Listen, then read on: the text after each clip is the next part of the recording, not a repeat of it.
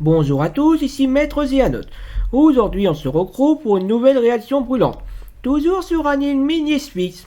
On va bientôt renommer cette émission Réaction Netflix si ça continue. Sur Dota Dragon Ball. Avant toute chose, je tiens à avouer que je ne connais rien à Dota, excepté les infos de base. Qu'il s'agit d'un MOBA inspiré d'un mode de Warcraft 3, qui a aussi inspiré un certain LoL, alias les League of Legends, le jeu où tu essences littéralement ta vie pour y jouer.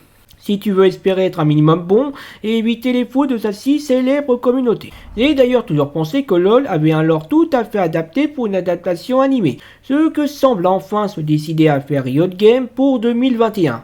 Retardé comme d'habitude à cause de la crise sanitaire mondiale. En attendant, voyons le résultat du côté de Dota Dragon Ball.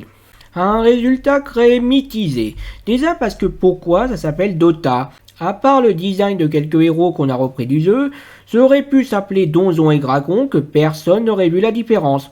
D'ailleurs, ce n'est même pas une blague. Le scénariste de Dragon Ball donne l'impression d'avoir utilisé tous les principes de la fantasy, les dragons, les elfes, les chevaliers, les animaux magiques, etc.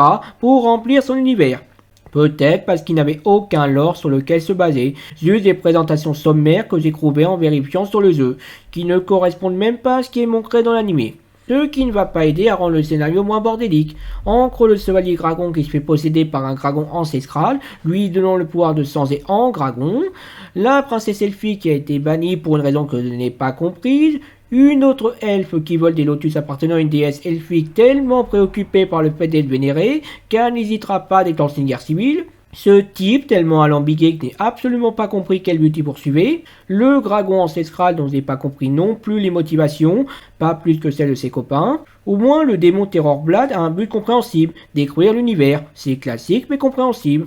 Le problème c'est pas que le scénario est nul, c'est juste que c'est créé confus. Ce qui est dommage car l'animation est magnifique, les combats sont démentiels et la musique s'en sort très bien. Et ils arrivent quand même à avoir quelque chose à faire de certains des personnages malgré toute la confusion du scénario. Ce qui est bien aidé par l'excellente VF et la maturité de l'univers, aussi sanglant que Blown of Zeus au passage. Donc Dota Dragon Ball n'est pas réussi à crosser. Peut-être qu'avec un second visionnage ça ira un petit peu mieux et ils arriveront à mieux comprendre les enjeux de cette histoire et qu'ils arriveront quand même à obtenir une saison 2 parce qu'elle me semble totalement indispensable. Et j'espère que la série LoL s'en sortira mieux, ce qui devrait être le cas vu que eux auront un lore bien plus étendu sur lequel se baser. En attendant, je vais retourner au bon endroit.